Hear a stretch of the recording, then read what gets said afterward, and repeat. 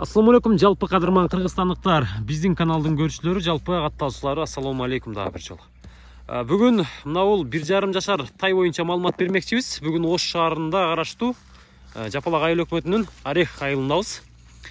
Эгер тай алам деп жаткандар, мына ушундай жаңы өсүп кеткен тайлар алам деп жаткандар, анда бул видеону аягына чейин көрүп туруңуздар. Мына ушул тай сатууга коюлуп жатыптыр.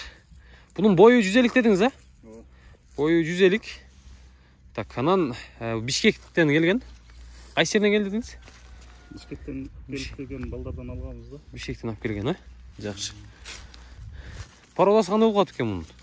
Новокиргизский. Новокиргизский порода. Местный. Өзүбүздүн эле породалардан экен туугандар. Көрүп атасыздар. Карабайырды.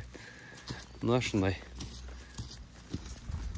Үйрөн элек туугандар. Ала тургандар болсо үйрөтүп, чабып, нары бери кылып анан үйрөтүп аласыздар. Мына жерде дагы 07 деген номер бар экен. Көрдүңүздөр. Кашка. Так. Стандарт чалыңыздар. Баасы канча ака? 130 миң сом сурат ээси. Байланыша бересиздер.